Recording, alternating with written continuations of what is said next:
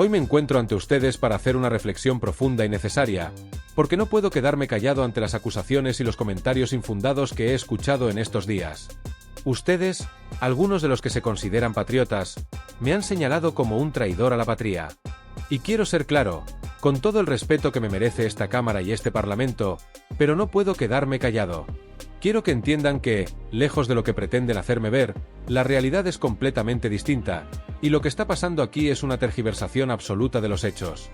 El patriotismo, como ustedes lo defienden, no tiene nada que ver con lo que están haciendo. La forma en que se están comportando y las decisiones que están tomando no solo son peligrosas para España, sino que son un ataque directo a los principios fundamentales de la democracia y la justicia social. Es un insulto, no solo para mí, sino para todos los españoles, que se llame traidor a alguien que ha luchado siempre por el bienestar de su pueblo, mientras que ustedes, al amparo del poder y de intereses oscuros, han vendido el país por un puñado de votos. Voy a ser completamente directo, no estoy aquí para defender a los portavoces del resto de grupos, no es mi intención, pero no voy a tolerar ni una sola acusación que venga de quien no tiene el valor ni la integridad moral para hacer un verdadero examen de conciencia. Y mucho menos cuando, gracias a los votos de partidos como Bildu, ustedes han llegado al poder. Eso no es patriotismo, eso es puro oportunismo. Ese es el precio que han tenido que pagar por mantenerse en el poder. Esa es la verdad que no se atreve a reconocer el señor Sánchez. ¿Qué les pasa a ustedes? ¿Cómo se atreve el presidente del gobierno, un hombre cuya carrera política está marcada por la corrupción y la falta de ética, a venir aquí y acusarme de traidor? Me llama la atención, porque mientras ustedes venden la patria por un plato de lentejas, yo, como muchos otros, no he hecho más que intentar salvar lo que queda de este país. Ustedes han llegado al poder con el apoyo de los que están en contra de España, de los que desean desmembrar esta nación y convertirla en un territorio fragmentado y débil. Pero se permiten el lujo de dar lecciones de patriotismo. Es cierto que en estos tiempos, la política se ha convertido en un campo de batalla donde todo vale. Pero no puedo quedarme callado ante las mentiras que se propagan. Lo que han hecho no tiene justificación. Ustedes se llenan la boca hablando de patriotismo, pero lo que en realidad están haciendo es traicionar a España, traicionar a los españoles que han confiado en ustedes, traicionar la memoria de aquellos que dieron su vida por la libertad de esta nación. Señor Sánchez, su actitud no es la de un verdadero líder patriota, sino la de un hombre que, por mantenerse en el poder, no duda en arrastrar a la nación a la desconfianza, la división y el caos. Y lo peor de todo es que su actitud no solo ha sido peligrosa para la política, sino para el futuro de España.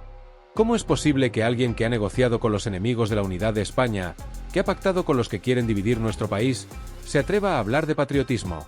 Usted, señor Sánchez, no es más que un impostor. Lo que se está jugando en este Parlamento no es simplemente un debate político, lo que está en juego es el futuro de España. Lo que está sucediendo aquí tiene repercusiones mucho más graves de lo que ustedes parecen querer admitir. No estamos hablando de diferencias ideológicas, estamos hablando de la supervivencia de una nación unida, de una nación que, aunque imperfecta, es nuestra y debe permanecer junta. No estamos hablando de una lucha por el poder entre partidos, estamos hablando de una lucha por el alma de este país. Ustedes, con sus alianzas con partidos separatistas, con sus pactos con aquellos que buscan destruir la unidad de España, han puesto en riesgo la estabilidad y la cohesión social. No son patriotas. Los patriotas son aquellos que defienden la unidad, que protegen a los ciudadanos y que trabajan incansablemente para que España siga siendo una nación fuerte, libre y próspera. Pero ustedes no han hecho eso. Al contrario, han debilitado el país, lo han dividido y han sembrado la discordia entre sus ciudadanos. Voy a poner un ejemplo claro. ¿Qué hubiera pasado si, en lugar de lo que tenemos ahora, el Partido Popular y Vox hubieran gobernado la Comunidad Valenciana y el Gobierno central? ¿Se imaginan a Carlos Mazón como presidente del gobierno, con el torero de Vox liderando la situación, y Feijóo como presidente, con Abascal como vicepresidente? Si esto hubiera sucedido, no quiero ni imaginar cómo habríamos gestionado la Dana, o cualquier otra emergencia climática. La catástrofe hubiera sido aún mayor. Los errores que cometieron en la Comunidad Valenciana, donde decidieron desmantelar unidades de emergencias clave, son pruebas claras de su incapacidad para manejar situaciones de crisis. No solo han demostrado que no saben gestionar el poder, sino que, además, han tomado decisiones completamente irresponsables. Cuando tenían la oportunidad de hacer bien las cosas, lo único que hicieron fue privatizar y desmantelar. Han eliminado unidades de emergencias cruciales, y en su lugar han puesto a personas completamente incapaces de afrontar una crisis real. Ustedes no solo han ignorado las recomendaciones de los expertos, sino que han ignorado el sentido común. Han sustituido la ciencia y el conocimiento por la ideología y la política barata. ¿Qué más necesitan para darse cuenta de lo que están haciendo? Y es que, no contentos con lo que ya han hecho, lo que buscan ahora es continuar con una agenda de destrucción que parece no tener fin.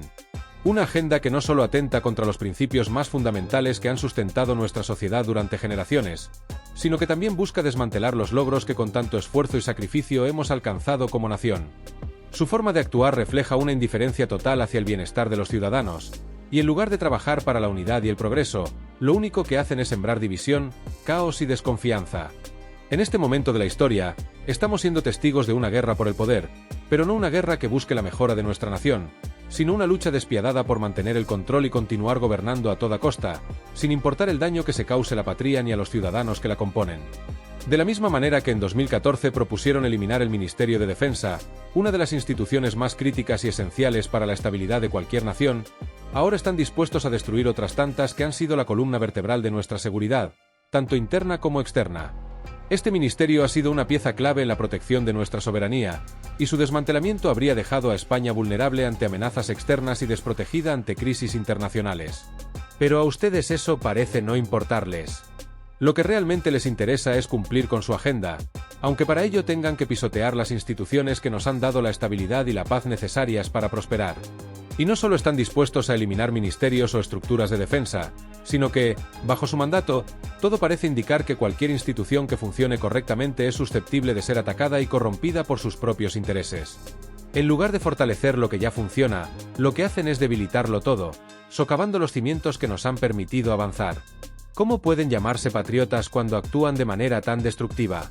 ¿Cómo pueden incluso atreverse a invocar el nombre de España cuando sus decisiones lo que hacen es arruinarla? Su constante empeño por destruir todo lo que ha sido fundamental para la seguridad y bienestar de los ciudadanos españoles no se puede justificar bajo ningún concepto. En sus discursos, venden una imagen de unidad y patriotismo, pero en la práctica, están desmantelando el país con cada acción que llevan a cabo. No son patriotas, son oportunistas, que en lugar de defender los valores que han hecho grande a España, buscan enriquecerse y mantenerse en el poder a costa de todo y de todos. La nación está siendo sacrificada en el altar de su ambición y su codicia. Sus políticas no reflejan el espíritu de unidad que se necesita en estos tiempos, sino un egoísmo destructivo que solo pone en primer lugar sus intereses personales y partidistas. Es evidente que todo esto tiene un solo objetivo: mantenerse en el poder. La corrupción y la codicia son las únicas motivaciones que los mueven, y esas motivaciones son las que guían cada una de sus decisiones. No se trata de servir a la nación ni de garantizar un futuro mejor para las generaciones venideras. No se trata de mejorar la vida de los españoles ni de trabajar por la prosperidad del país. No, se trata simplemente de mantenerse en el poder a toda costa. La política ha dejado de ser una herramienta de servicio público y se ha convertido en un fin en sí misma. Mientras los ciudadanos sufren las consecuencias de sus políticas erróneas, ustedes se aferran a sus sillas, dispuestos a todo para seguir en la cima. El bienestar de España, de sus ciudadanos, es solo una excusa que usan para justificar sus decisiones, y en el fondo, lo que realmente buscan es asegurar su propio futuro político y económico, sin importarles las repercusiones que pueda tener para el resto del país.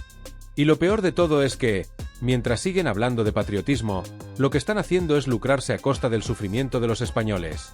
Han conseguido que muchos crean que son defensores de la nación, que velan por los intereses del pueblo, pero en realidad están robando las oportunidades a las personas que más lo necesitan. Están jugando con las esperanzas y los sueños de millones de españoles que confiaron en su palabra y ahora se ven abandonados y marginados. Ustedes han convertido la política en un negocio personal, donde los verdaderos intereses del pueblo no tienen cabida. Mientras la gente lucha por llegar a fin de mes, mientras los jóvenes se desesperan por encontrar empleo y las familias se ven arrastradas por la crisis económica, ustedes se enriquecen y se perpetúan en el poder. El patriotismo se mide en acciones, no en palabras vacías. Y sus acciones no son más que un reflejo de egoísmo y deslealtad hacia los ciudadanos que se supone deben proteger. Ustedes están aprovechando de la miseria de la gente para seguir en su silla, y no me sorprende que, con la política que están llevando a cabo, todo se derrumbe a su alrededor.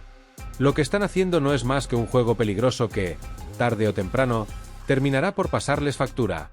El pueblo ya está cansado de promesas rotas, de discursos vacíos, de políticas que no benefician a nadie más que a ustedes mismos. La gente empieza a darse cuenta de que han sido engañados y que, en lugar de un gobierno que trabaje por su bienestar, lo que tienen es una maquinaria política que solo busca su propio beneficio. Y, aunque intenten ocultarlo o negar la realidad, los resultados de sus decisiones están a la vista. Un país dividido, una economía debilitada, un futuro incierto para las nuevas generaciones. Finalmente, quiero hacerle una pregunta, señor Sánchez. ¿Cómo se atreve a hablar de patriotismo cuando su propio gobierno ha traicionado los principios que definen a esta nación? ¿Cómo puede tener la cara de llamar traidor a quien ha sido fiel a España durante toda su vida, cuando usted ha pactado con aquellos que quieren destruirla, con aquellos que buscan dividirla y debilitarla hasta el punto de que ya no reconozcamos nuestro propio país? No es necesario que yo dé lecciones de patriotismo, porque la historia ya se está encargando de dejar claro quién ha defendido realmente los valores que han hecho grande a España. Quienes realmente aman este país no pactan con aquellos que quieren fragmentarlo, no buscan intereses personales a costa de la nación, no destruyen las instituciones que garantizan la unidad, la estabilidad y la paz. Ustedes, con sus pactos y sus traiciones, han caído tan bajo que ni siquiera tienen la dignidad de afrontar la verdad. No tienen la valentía de asumir la magnitud de los daños que han causado, y mucho menos de rendir cuentas por ellos. La historia les juzgará, y la memoria de los españoles también. Al final, serán recordados no por lo que han hecho para mejorar este país, sino por lo que han hecho para arrastrarlo hacia el abismo. Y todo esto, mientras intentan ocultar sus verdaderas intenciones bajo un manto de discursos vacíos, manipulaciones y promesas incumplidas. No tienen idea de lo que significa ser verdaderos patriotas, porque ser patriota no se trata de hablar, sino de actuar con honor, con justicia, con responsabilidad hacia los demás. Y todo lo que han hecho hasta ahora es todo lo contrario: traicionar a su propia nación, a su propio pueblo, solo por mantenerse en el poder. Y eso, señor Sánchez, no se llama patriotismo, se llama oportunismo. Recientemente, la agencia meteorológica lanzó un aviso de lluvias intensas, anunciando la posibilidad de que cayeran hasta 180 litros por metro cuadrado, una cifra alarmante, y mucho más de lo que se esperaba. De hecho, la cantidad de agua caída fue 5 veces superior a lo que se había calculado. La alerta indicaba que se desactivaría a las 6 de la tarde, pero lo que ocurrió a las 6 de la tarde fue justo lo contrario a lo prometido. La tormenta alcanzó su peor momento. Durante las horas previas, desde las 4:15 hasta las 7:45, la Confederación no proporcionó ni una sola actualización, dejando a la población desprotegida y sin información crucial. Fue entonces cuando se produjo la tragedia del Barranco del Pollo, un desastre que resultó en un caudal 5 veces superior al del río Ebro, algo totalmente inesperado, pero que ocurrió por la falta de previsión y acción. A pesar de los graves hechos ocurridos, el gobierno sigue hablando de cogobernanza. Pero, ¿qué significa realmente esta palabra? ¿Se trata de una fórmula mágica para explicar lo que, en realidad, no es más que un juego político? Si le pregunta a cualquier presidente autonómico, él le diría que las comunidades autónomas son las que se encargan de gestionar la mayoría de los aspectos, mientras el gobierno central intenta llevarse el mérito de algo que no ha hecho. Dejando a las comunidades a su suerte, se presentan como los grandes salvadores, pero no son más que una cara de una moneda que no funciona. Señor Sánchez, esto no es cogobernanza, sino pura hipocresía. La verdad es que ha fallado en todas las áreas, en la prevención de desastres, en la activación de alertas y, por supuesto, en la respuesta inmediata. Han fallado, y lo peor de todo es que ni siquiera tienen la decencia de reconocerlo. Por si fuera poco, el gobierno ahora promete destinar 465 millones de euros para cambiar los vehículos del parque automovilístico. Con un precio medio de 24.203 euros por coche, esta cifra resulta irrisoria si la comparamos con lo que podrían haber recaudado con esta misma medida. Se estima que recaudarían 599 millones de euros solo en IVA. En lugar de centrarse en lo urgente y lo necesario, como la rehabilitación de infraestructuras y la mejora de la seguridad, parecen más interesados en aprovechar la oportunidad para obtener beneficios fiscales. Al final, todo parece ser un gran negocio. Obtienen más dinero del que realmente están dispuestos a invertir para paliar las verdaderas necesidades del país. Hablando de emergencias nacionales, parece que no entendemos lo que significa este término. Lo que usted, señora presidenta, no parece comprender es que una emergencia nacional no es simplemente una cuestión de protocolo o de palabras bonitas. Es una crisis real, donde hay vidas en juego, donde hay miles de personas afectadas, y donde la respuesta debe ser inmediata y efectiva. Cuando hablamos de más de 200 muertos y miles de millones en pérdidas económicas, eso justifica que se declare una emergencia nacional. Pero en lugar de ello, lo que vemos es un gobierno que no reacciona como debería. El mayor despliegue de fuerzas de seguridad en tiempos de paz debe ser una señal clara de que la situación requiere de toda nuestra atención, pero usted ha restado importancia a la magnitud de la catástrofe. ¿Qué esperaba? ¿Que todo se solucionara por sí mismo? Los presidentes autonómicos y el secretario general de la ONU ofrecieron su ayuda, pero su respuesta fue completamente insuficiente. Ser presidente de un país no es simplemente una cuestión de subir al avión oficial y hacer declaraciones vacías. Ser presidente significa estar en el terreno, al lado de la gente que lo necesita, en sus momentos de dolor y desesperación. Significa tomar decisiones difíciles, pero necesarias, y asumir la responsabilidad cuando las cosas salen mal. Los ciudadanos no merecen un gobierno que se preocupe más por sus intereses políticos que por las víctimas. España merece un gobierno que se haga cargo, que actúe con sensibilidad y seriedad, no uno que se sienta cómodo en la indiferencia. Y mientras usted sigue actuando con total falta de empatía, otros, como yo, somos acusados de traidores. Pero, ¿cómo se atreve usted, señor presidente, a llamarme traidor cuando su propio gobierno ha entregado los intereses de España a aquellos que buscan su destrucción? ¿Cómo se atreve a hablar de traiciones, cuando ha pactado con los que no velan por los intereses de nuestra nación? Usted, que ha pactado con Bildu, Junts y Esquerra Republicana, con aquellos que promueven la desmembración del país, ¿cómo tiene la cara de señalar a otros? Usted, que ha entregado las riendas del gobierno a los enemigos del Estado, ¿cómo puede llamarse patriota? Se ha convertido en el presidente de los bulos, del engaño y de la manipulación. La política que usted lidera no es más que un ejercicio constante de mentira tras mentira, como si estuviera en un mundo paralelo. Lo que usted no sabe es que cuando estábamos en el gobierno de la Comunidad Valenciana, tuvimos que lidiar con emergencias como la de la Dana en septiembre de 2023. Y, ante la alerta, actuamos con responsabilidad, coordinando a todos los ciudadanos y dando información clara y directa. Pero usted, cuando le tocó asumir la responsabilidad, no hizo nada. Su administración se limitó a perder tiempo, politizar la ayuda y lo peor de todo, rechazar la colaboración internacional que podría haber salvado más vidas. Mientras tanto, los militares llegaron tarde y las ayudas se vieron ralentizadas por sus decisiones políticas. Eso es lo que realmente ocurrió. Una política de inmovilismo y desidia que costó vidas. El cambio climático es un tema que, desde hace varias décadas, ha estado en la agenda global de las conversaciones políticas, científicas y sociales. Pero, a pesar de que se hable tanto de ello, las soluciones parecen ser cada vez más elusivas y la confusión en torno al tema, lejos de disminuir, aumenta. Es cierto que los gobiernos, las organizaciones internacionales y los medios de comunicación se llenan la boca hablando de sus esfuerzos para abordar el cambio climático, pero la realidad es que, en muchos casos, se limitan a pronunciar discursos vacíos sin un verdadero compromiso con la acción.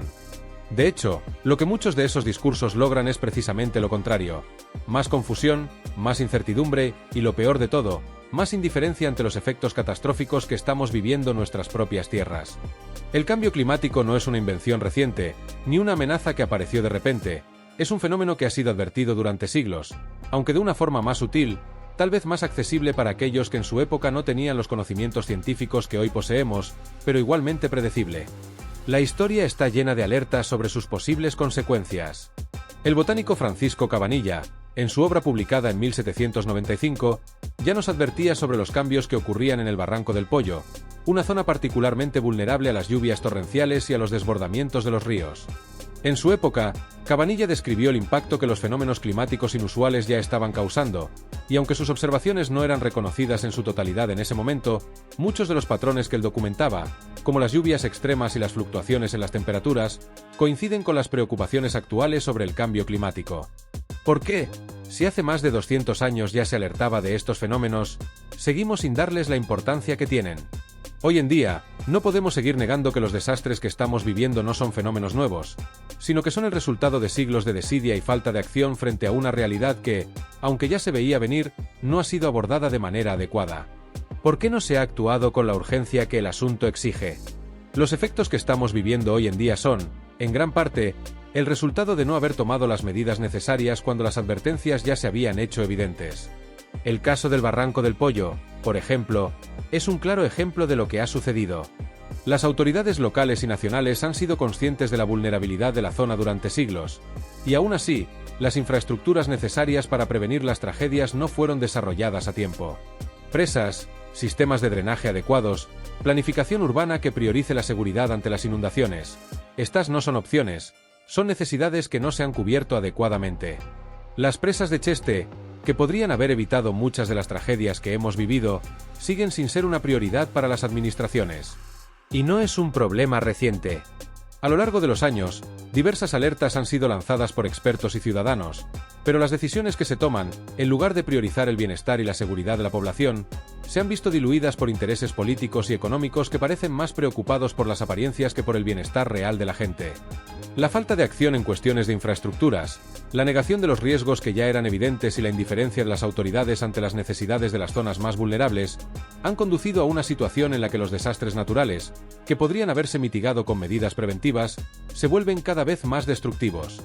Y ahora, frente a las catástrofes que ya estamos viviendo, el gobierno sigue empeñado en centrarse en soluciones superficiales, que no abordan el problema de fondo.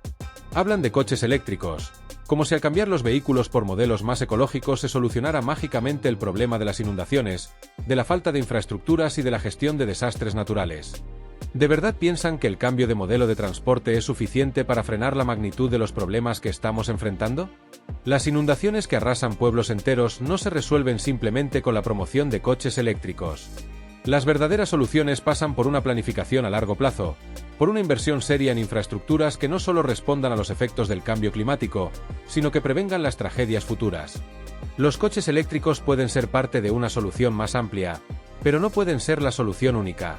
La falta de medidas reales, como la construcción de presas y la mejora de las infraestructuras hidráulicas, es un fallo del gobierno que ha costado vidas y que sigue sin resolverse. Pero, además de la falta de acción efectiva ante la crisis climática y las infraestructuras necesarias, el gobierno ha demostrado una incapacidad total para manejar la crisis social y humana que acompañó a las recientes tragedias. En lugar de escuchar a los afectados, de tenderles la mano y de ofrecerles el apoyo necesario, el gobierno ha optado por una actitud confrontativa, que no solo ha sido insensible, sino profundamente irresponsable.